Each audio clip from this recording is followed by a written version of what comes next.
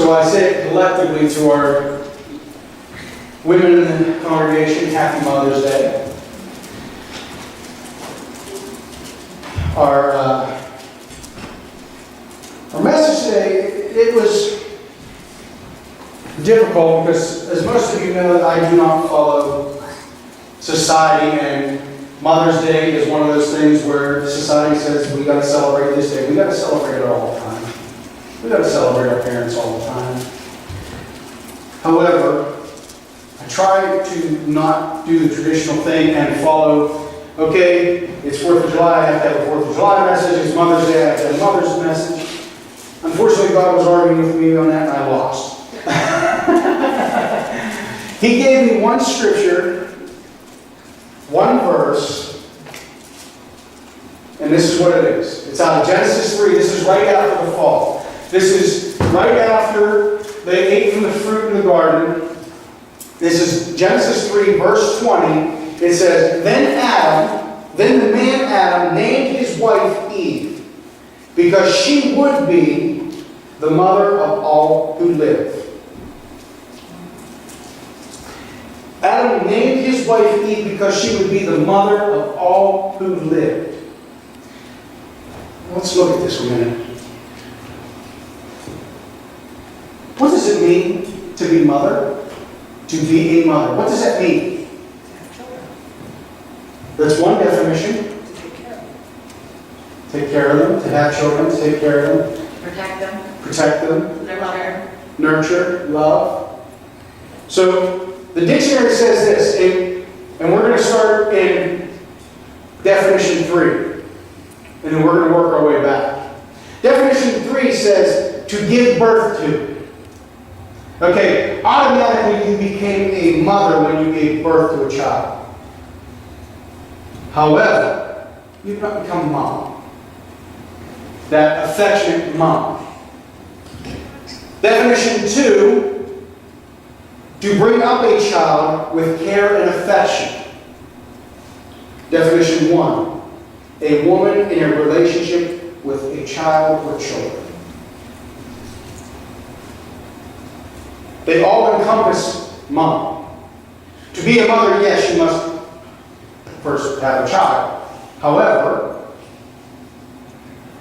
that child does not have to be blood to be your child. How many times have you adopted a child into your family and said, I will take care of you, I will love you, and I will care for you just as if you were my own?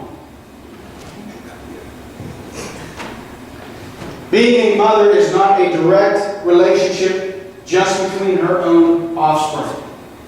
Yes, it helps her. Hey, let's be honest, there's a lot of mothers out there that don't want that responsibility. They don't want to have that relationship. But I can remember growing up, and I'm sorry, Mom, this is a lot of stories from when we were kids.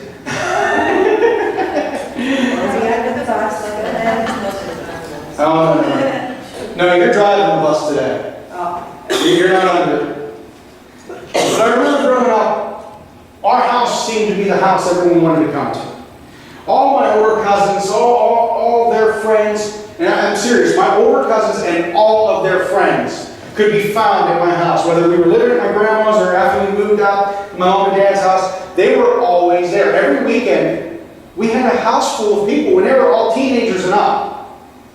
They were all, when they got their license, they were at my mom and dad's. And it was Aunt Gig and Uncle Ralph to my cousins, but it was also Aunt Gig and Uncle Ralph to all of their friends. There was no Mr. and Mrs. Morasia, it was Aunt Gig and Uncle Ralph. Because my mom and dad, my dad was at work a lot, so it was usually my mom they were hanging out with. They were sitting on the porch and just talking and enjoying each other's company. But my mom, she would sit and listen to their problems. She was their listening post. She was the one that they bounced things off of. Yes, they had parents and mothers of their own, but it was my mom that they came to. They had a problem, they came to my mom. And she willingly accepted their role. She loved them as if they were her own. And I didn't understand it as a kid. My cousins were coming over and none of them wanted anything to do with me. They wanted to spend time with my mom and my dad.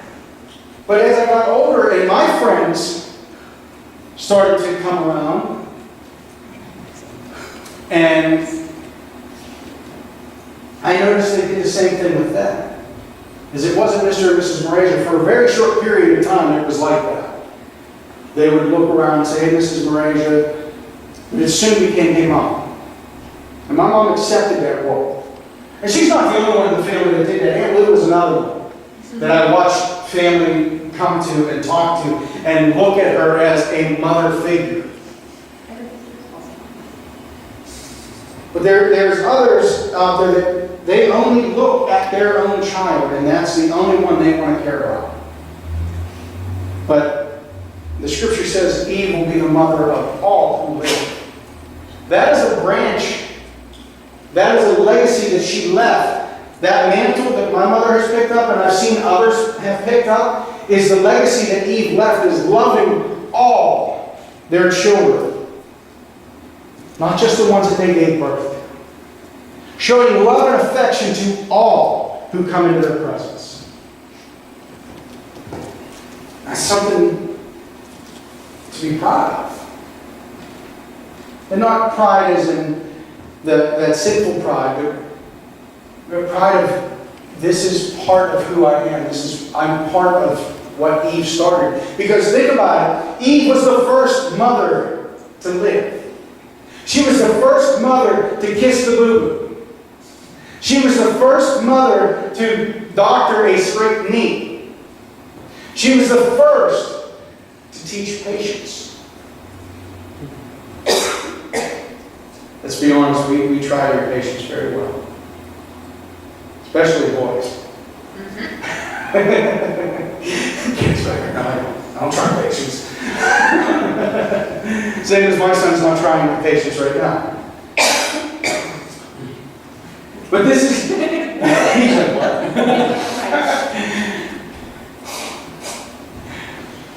But she was the first to show what it meant to be family. She was the first to encompass all of what motherhood is. And you guys are a part of that.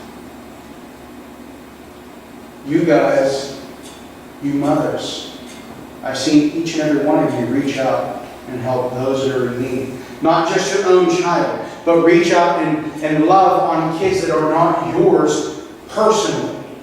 They are yours corporately. That's what a mother is. That's what we're celebrating. That love, that joy, that excitement, that integrity. That love. I think my mom put it best yesterday during our meeting. We were asking, why do we serve? Why do we do what we do? And I'm probably going to word it wrong, but I was so enthralled in what she said. It was, I love the kids that are around me. I pour into them because I want to show them the love of God through my actions. Even though they're not my kids, I love them just as if they were mine. And I do everything I can to show that love to them. Even if it's just for a minute, just for an hour, or however long she's with them. That's the definition of a mother. It's caring for those while they're in your presence. And worrying about them when they're not. Because trust me, I hear she's worried about these kids that she works with when they're not in front of her. Well, they were sick today, they had a cold, or this one threw up, and I hope they're doing okay. And I hear about it almost nightly.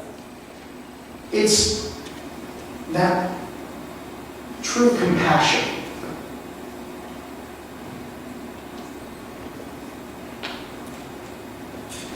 As I said, it's a legacy that is passed on and you are part of. And you ladies are doing a wonderful job at showing the younger women in your lives how to pass that legacy on. The legacy that started with Eve and is now part of you. Help to make that part of them, our next generation of mothers. Love without ending. love without fear, show compassion even when you're angry. I've seen that. Love your mom. And she did. There was a lot of things my brother and I have done that has really pushed her over the edge. And we picked on her and poked at her, and we were literally poking the bear, and yet she found a way to show us compassion. To show love. Even while she was young. Looking back, I remember times that she yelled at me, I'm going to die. And I realized she had so much restraint in her anger that she allowed me to live. I just got an evil look. I might die today. But seriously, for you guys over here that are not paying attention to what I'm saying,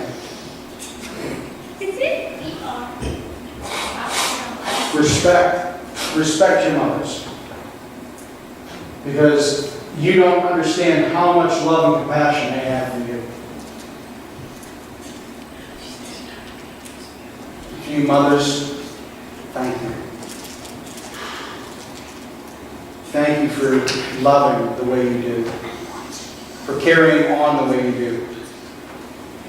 I picked on my mom, but I haven't picked on Marcy, and she's looking at it like, I got out of this scot-free.